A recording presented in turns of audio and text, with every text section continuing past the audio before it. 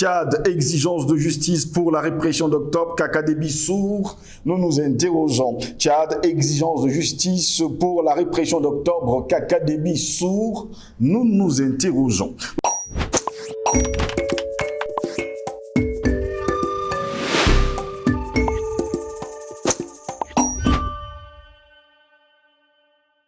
Madame, messieurs, bonjour, très heureux de vous retrouver sur Panafricaniste TV, la chaîne de télévision des panafricanistes.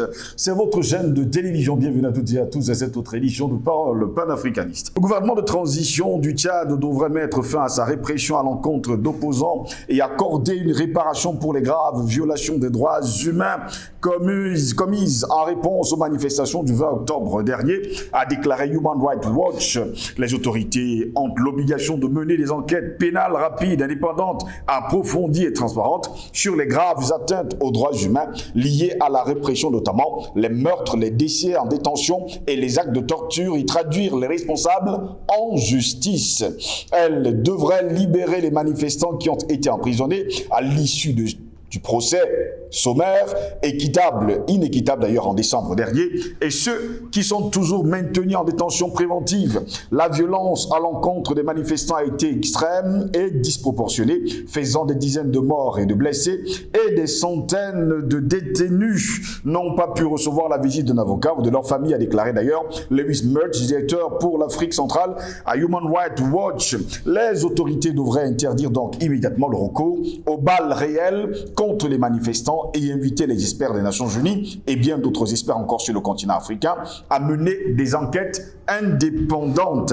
Eh bien, selon les informations que nous avons depuis le décès de l'ancien président Idriss Déby Itno en avril 2021, le gouvernement de transition dirigé par son fils général Mahamat Déby a à plusieurs reprises réprimé dans la violence des manifestations appelant à un régime démocratique civil. Le gouvernement a ciblé en particulier les partis de l'opposition. Le 20 octobre 2022, des milliers de personnes sont descendues dans les rues de N'Djamena, la capitale, et de plusieurs autres villes du sud du Tchad, dont Moundou, Doba et Sar, pour protester contre la décision de l'actuel gouvernement de transition de prolonger la période de transition de 2 ans, jusqu'à preuve de contraire, adoubé par Emmanuel Macron. Les forces de sécurité ont tiré à balles réelles sur des manifestants, tuant et blessant des dizaines d'entre eux, et ont passé d'ailleurs à tabac des personnes, les ont poursuivis dans les maisons et les ont arrêtés. D'après les constatations de Human Rights Watch et de bien d'autres ONG locales, d'après les proches et des témoins, les personnes arrêtées ont été détenues dans des postes de police locaux et dans au moins une école de N'Djamena pendant plusieurs jours. Des centaines d'hommes et de garçons ont ensuite été conduits à Korotoro, une prison de haute sécurité située à 600 km de N'Djamena, conçue pour la détention d'extrémistes violents. Jusqu'à preuve de contraire, et bien là-bas du côté du Tchad, les ONG, sans oublier la société civile, se posent bien des questions de savoir pourquoi est-ce que des jeunes, justement, mineurs ont été emprisonnés. Les chercheurs également se sont rendus à N'Djamena du 13 au 21 novembre dernier et ont interrogé 68 victimes, membres des familles, des victimes, témoins, membres d'organisations de la société civile, avocats et représentants du gouvernement. Eh bien, ils ont également rencontré le procureur adjoint du pays, le conseiller du président en charge des questions de droits humains et des membres de la Commission nationale des droits de l'homme pour leur faire part des conclusions des recherches préliminaires et demander des informations supplémentaires. Jusqu'à preuve de contraire, ils n'ont pas encore eu de soutien. Ils ont également sollicité des entretiens avec des ministres de la Justice et de la Sécurité publique, le Premier ministre et le Président, mais cela a été refusé. Jusqu'à preuve de contraire, eh bien là-bas, les autorités tchadiennes ne veulent surtout pas parler de ce qui s'est passé justement en octobre dernier. Pourtant, jusqu'à preuve de contraire, ils sont nombreux les Tchadiens qui veulent et d'ailleurs qui exigent la justice pour la répression d'octobre. Voilà pourquoi nous nous interrogeons. Est-ce que Kakadébi est devenu sourd? Pour répondre à nos questions, nous sommes avec le docteur Yambin Timba qui est avec nous ce matin pour répondre justement à nos questions. Docteur Yambin Timba, bonjour, bienvenue à vous. Bonjour, monsieur Ngos. J'espère que vous allez bien. Ça va, merci. Jusqu'à preuve de contraire, eh bien, depuis un certain temps, depuis quelques jours déjà, du côté du Tchad, on demande, on exige la justice pour la répression d'octobre dernier. On nous parle d'ailleurs de plus d'une centaine de morts et jusqu'à preuve de contraire, aucune enquête n'a révélé et conclu quoi que ce soit. Vous, qu'est-ce que vous en pensez? Qui exige? les populations.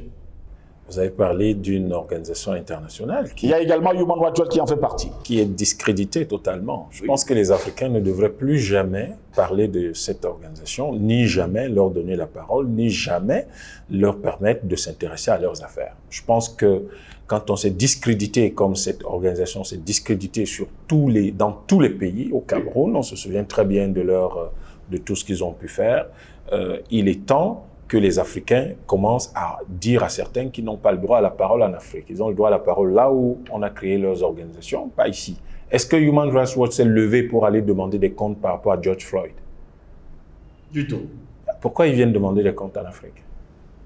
Ils sont quoi? Une organisation supra-étatique? Ils sont quoi au fait? Ils représentent qui? Ils représentent quoi? La justice était rendue au nom de Human Rights Watch? Je pense qu'il faut que certains commencent à... Il faut qu'ils arrêtent ça. Parce que je crois il faudrait pas qu'ils soient surpris qu'un jour, un État africain les poursuive.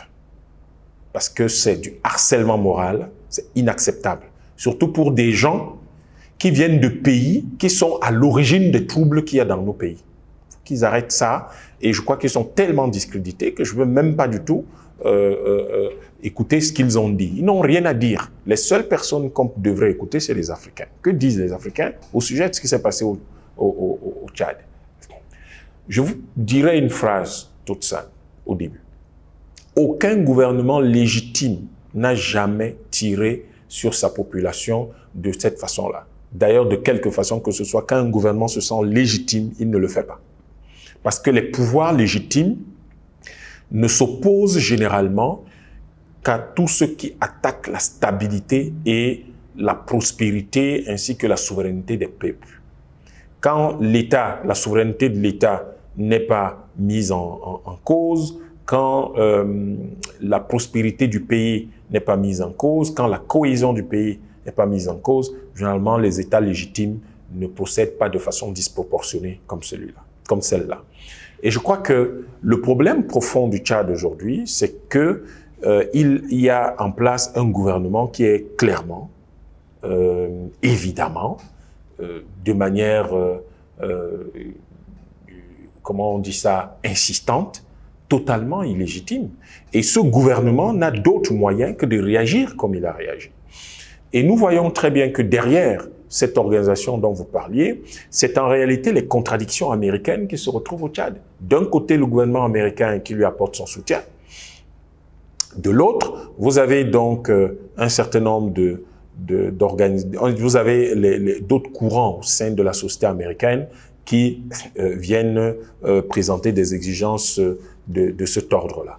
Bon, alors, ces contradictions internationales qui sont transportées au Tchad sont des contradictions, malheureusement, qui sont de nature à perturber, ou non, disons perturber la qualité, disons, le discours social au Tchad, mais qui sont surtout de nature à créer une incompréhension totale, un chaos politique au Tchad, non seulement dans les faits, mais également dans le discours. Parce que finalement, la question devient que revendiquent vraiment les Tchadiens et que recherche le gouvernement actuel? Que veut-il? Il est évident que quand on a une parole, on donne sa parole d'officier, et là on parle d'un officier général, on ne revient pas dessus. Un officier général, c'est pour ça que quand vous éduquez les enfants à la maison, vous leur dites parole d'honneur, la parole de militaire. Une parole de soldat est une parole définitive. Mais lorsque on revient sur cette parole, ce n'est pas bon. Or, je suis persuadé que avec l'âge qu'il a, le président tchadien actuel peut revenir au pouvoir dans 5 ans, dans 10 ans, tout en étant encore jeune. Et y rester aussi longtemps que la population, selon les textes qui seront en vigueur, 1 mandat, 2 mandats ou plusieurs mandats, s'il est capable de formuler des propositions suffisamment intéressantes pour le peuple tchadien. Mais l'alignement sur un certain nombre d'intérêts extérieurs fait que il y a un discrédit absolu sur la présence, sur le gouvernement actuel, et on comprend que cela a créé une fracture au Tchad, entre les dirigeants et le peuple. Et ça a conduit donc à cette hécatombe que nous avons vécue il y a quelques années. Naturellement, beaucoup de Tchadiens qui demandent des comptes, qui exige que la lumière soit faite. C'est le minimum que la lumière soit faite. Pourquoi a-t-on tiré sur ces gens? Qui en a donné l'ordre? Qui étaient ces gens sur lesquels on a tiré? Qu'est-ce qui a provoqué? Pour quelles raisons manifestait-il? Qu'est-ce qui a mis le feu aux poudres et qui a, à un moment donné, suscité l'ordre de tirer? Qu'est-ce qui a provoqué le débordement qui a conduit à ce massacre-là, cette hécatombe-là? Ces questions sont importantes. Et je crois que, contrairement à ce qu'on croit, le gouvernement illégitime tchadien actuel tient là une opportunité d'améliorer sa relation avec son peuple, en menant une enquête tout à fait dans les règles de l'art, et ce gouvernement-là sait le faire. Je sais qu'il y a beaucoup d'officiers qui ont été formés au moins au Cameroun, et au Cameroun, on s'est formé des officiers de police, on s'est formé des officiers de gendarmerie qui savent mener ce type d'enquête. Nous avons une école de guerre où on apprend énormément de choses différentes, parmi lesquelles comment traquer la vérité. Donc, je pense que on est capable de faire ça au Tchad, et en le faisant, en fait, ça va apaiser la population.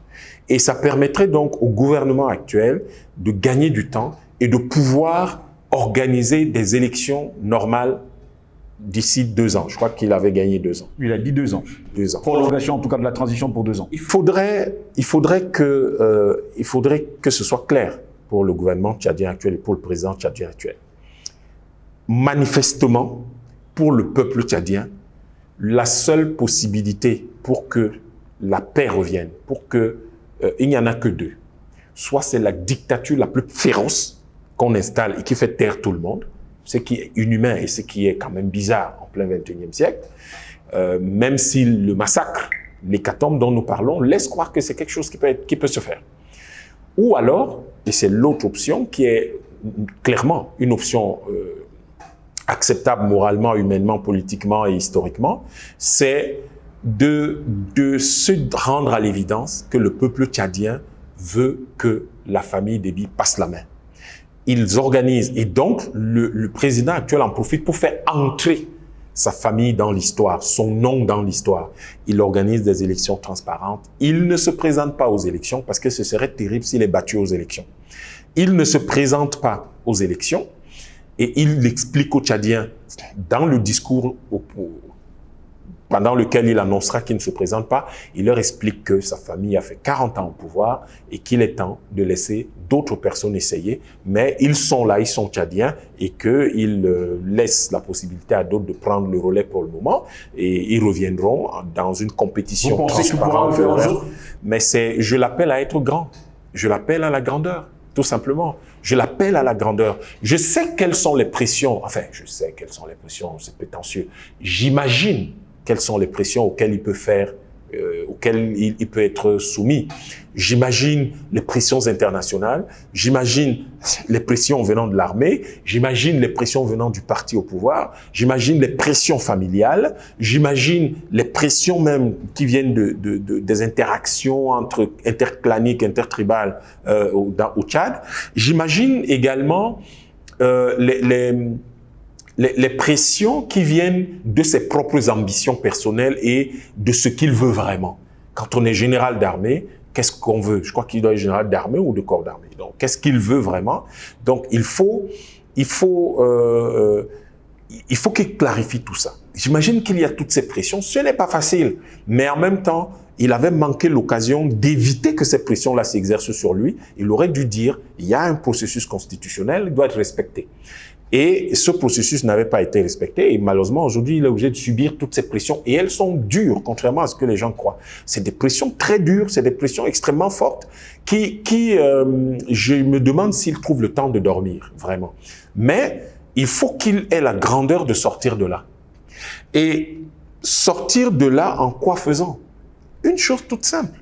Ce peuple-là ne veut plus de Déby au pouvoir. Ce peuple-là estime qu'il faut aller loin. Mais il doit veiller à ce que le pouvoir ne tombe pas entre de mauvaises mains. Parce qu'aujourd'hui, le Tchad fait corps avec l'histoire des Déby.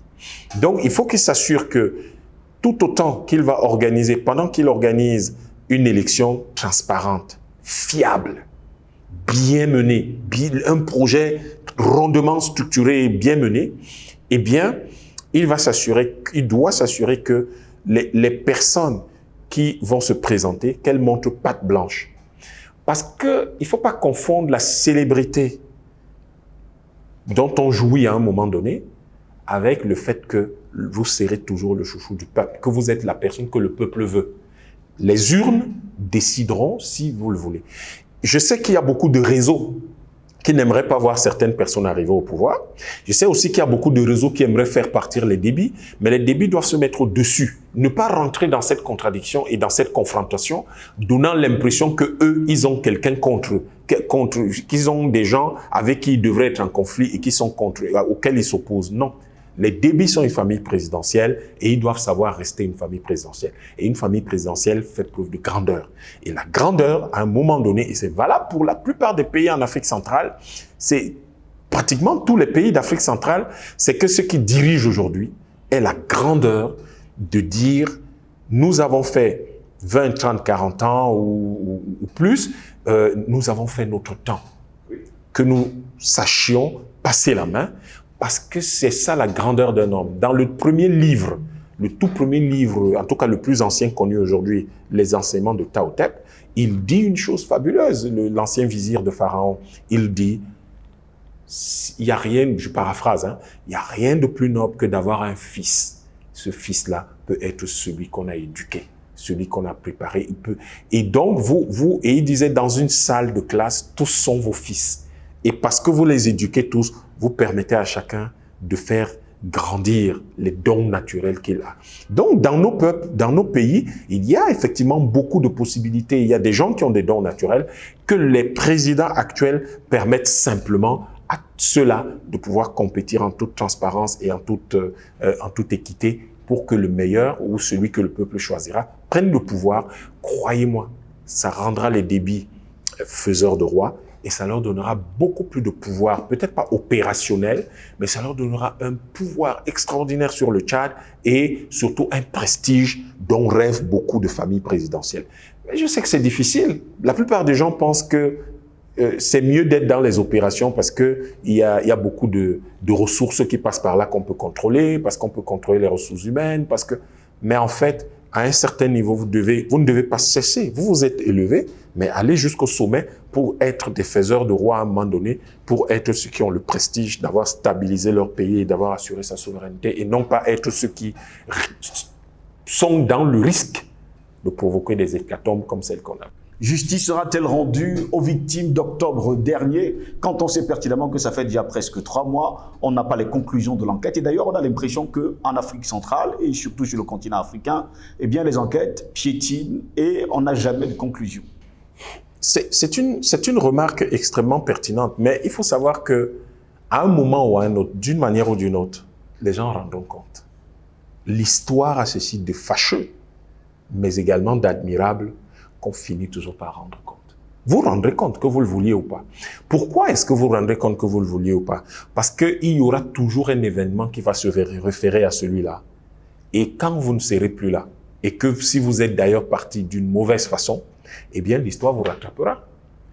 Observez bien l'histoire de l'humanité. Il y a toujours un procès qui finit par se faire sur quelque chose. Parce que, en général, tant que justice n'est pas rendue, le cours de l'histoire ne reprend pas son cours normalement. Il y a toujours des suspensions. Et ces suspensions, faut les régler, faut les arranger. Je pense que ça fait partie de cet appel à la grandeur que je lance à la famille présidentielle actuelle, au Tchad, et particulièrement au président de la transition, c'est de pouvoir, par exemple, rendre justice à ces gens-là. Il peut y avoir un procès qui peut même désigner les coupables, condamner les gens. Mais le président, n'est-il pas le premier coupable? S'il est impliqué ou pas et qu'il est peut-être l'un des coupables, eh bien le président peut à ce moment-là créer une situation de grâce, une situation d'amnistie qui va faire que le pays se réconcilie avec lui-même. Parce que l'objectif aujourd'hui au Tchad, comme dans tous ces pays d'Afrique, c'est de créer une réconciliation des clans, des tribus, qui pour moi, à ce niveau déjà, il ne devrait pas y avoir parce que la plupart de ces gens, c'est les mêmes personnes. Quand vous prenez du nord au sud du Tchad, ils sont tous cousins, exactement comme vous pouvez le voir dans pratiquement tous les pays africains. Mais comme on est venu nous cloisonner les choses en disant que tel parle telle langue, tel parle telle langue, tel parle telle langue. Donc, ils ne sont pas de la même tribu, ce qui est faux, puisqu'il y a ceux-là qui parlent une langue A, mais ils n'épousent pas un petit groupe qui est parmi ceux qui parlent une langue B. Et il y en a ici, parmi ceux qui parlent la langue B, des gens qui ne peuvent pas épouser des petits groupes dans la langue A. Ça veut dire que c'est la même, en fait, c'est le même peuple. C'est le même peuple, ils ne peuvent pas se marier. Donc, le Tchad est constitué au fond de gens qui ont des liens de cousinage, qui sont tels que le président actuel ne doit pas avoir peur de rendre justice, de donner une chance à la justice. Le président actuel du Tchad ne doit pas avoir peur de donner une chance à la justice. Ils sont tous entre cousins, entre frères. Il faut qu'ils se parlent. C'est difficile. Il y a du sang qui a coulé. Il y a des rancœurs depuis Hissène Habré, et qui ont suivi avec son père Idriss Déby.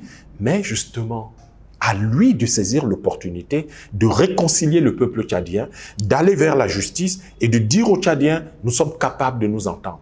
Nous allons nous entendre. Nous allons rendre justice à ceux qui ont été, à ceux qui malheureusement ont été victimes des abus de l'État et parfois de la violence, de la brutalité de l'État. Nous allons rendre justice à tout le monde et nous allons restructurer notre pays et parler aux partenaires étrangers du Tchad qui soutiennent une certaine façon d'être du Tchad, c'est-à-dire de maintenir le Tchad dans une néocolonisation, en faire une néocolonie qui va leur permettre d'accéder à ses ressources et de pouvoir contrôler l'Afrique centrale et le Sahel.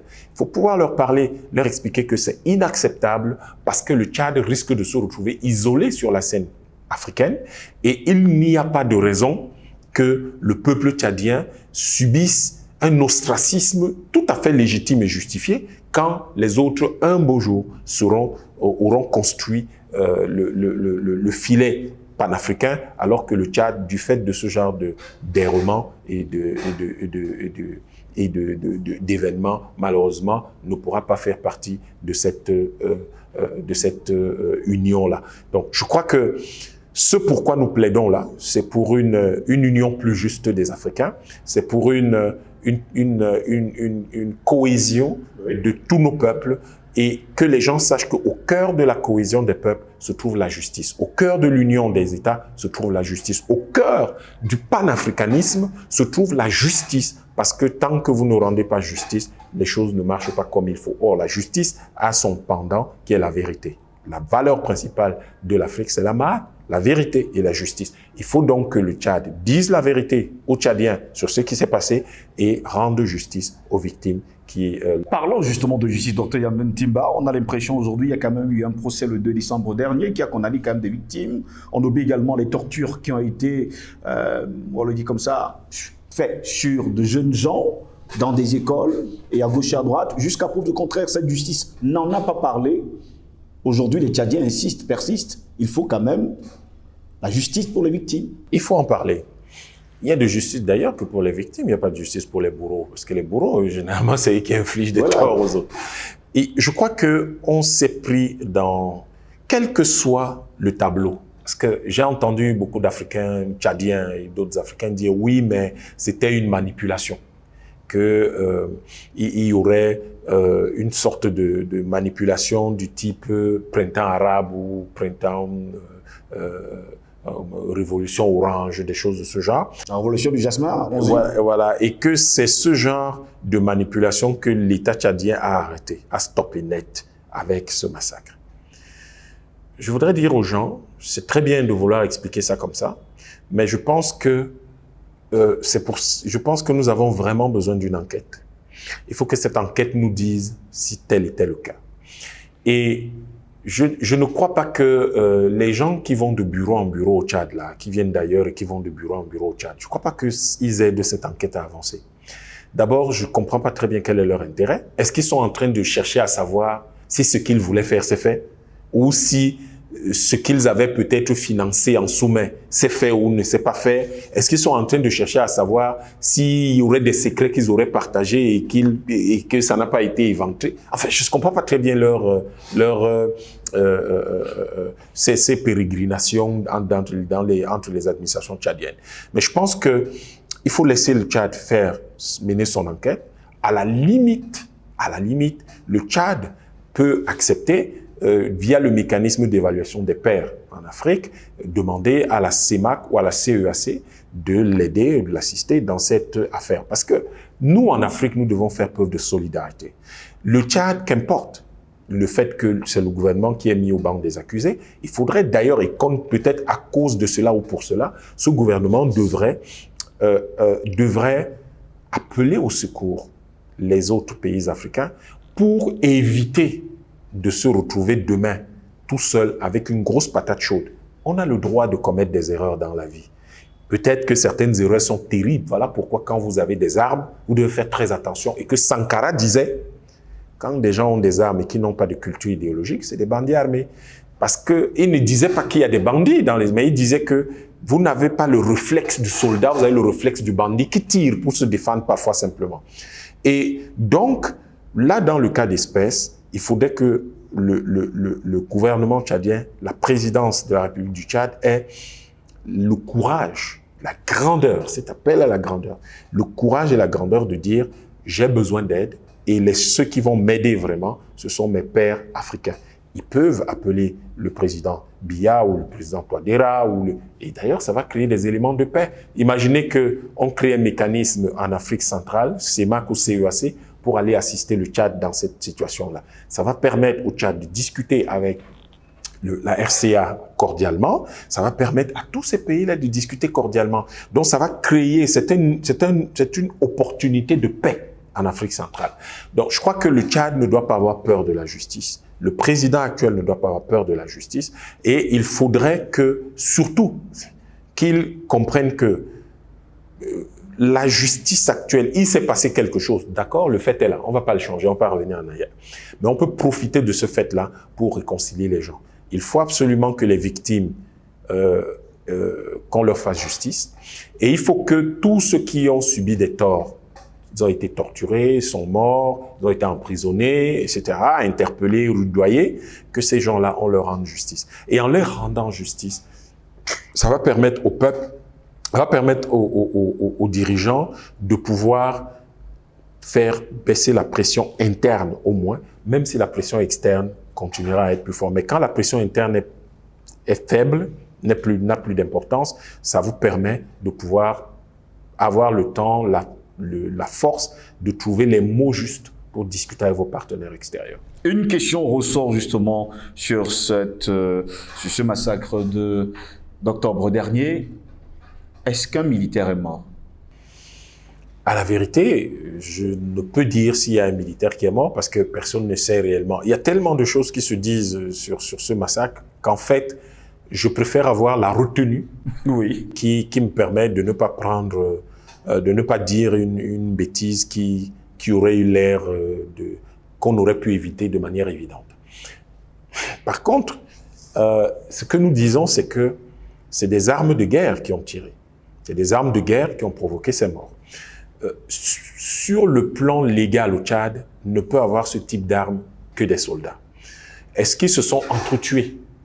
Est-ce que il y a eu, comment on appelle ça, des victimes de tirs amis qui malheureusement ont fait des balles perdues ou des tirs manqués? L'autre camp était-il armé? L'autre camp était-il armé? C'est pour ça que je vous dis, il faut ce qui soulève la question de la manipulation éventuelle de cette foule qui aurait été éventuellement armée. Il va falloir démêler tout ça. Mais attention, il ne faut pas que de telles hypothèses viennent biaiser l'enquête. Parce que le gouvernement peut s'appuyer dessus pour justifier ce qu'il a fait alors que ce n'était peut-être pas le cas. En disant oui, mais les gens l'ont dit, tout le monde le dit, comme si c'était une évidence. Mais en justice, on ne gère pas les évidences, on gère les faits et les preuves. Donc, il faut effectivement démêler tout ça. Et il faut que certains opposants tchadiens n'aient pas la langue trop pendue, ne parlent pas trop, qu'ils fassent un peu attention parce que rien ne sert de faire de la surenchère verbale pour certains hors du Tchad, pour certains à l'intérieur du Tchad, alors que vous tous, vous aspirez à une chose, c'est-à-dire diriger le pays. Mais si vous faites de la surenchère verbale et que finalement, vous n'avez pas les paroles d'apaisement, les paroles de rassemblement, les paroles de justice, les paroles de compréhension, les paroles de dialogue, les paroles de tolérance, il va y avoir encore d'autres hécatombes. Quand vous arriverez au pouvoir, vous allez présider le pays, vous allez diriger qui? ce ne sont pas les moutons et le sable que vous allez diriger quand même. Donc, il faut que le gouvernement actuel tienne compte de cela, que l'opposition tchadienne tienne compte de cela et évite de tomber dans le piège vers lequel nous poussent justement les manœuvres occidentales qui veulent que nous soyons tout le temps opposés les uns aux autres, surenchère verbale, et à ce moment-là, on crée des opportunités pour qu'ils envoient les forces internationales ou pour qu'ils puissent armer des rébellions et mettre nos pays face donc travailler leur stratégie terrible qui est la stratégie du harcèlement et la stratégie du chaos qui empêche et bloque le développement de nos pays. Merci à vous, Dr Yamin Timba, d'avoir été des nôtres. C'est moi qui vous remercie. Mesdames, Messieurs, au plaisir de vous retrouver très prochainement. C'est ici que s'achève cette édition de Parole panafricaniste. Passez une agréable journée.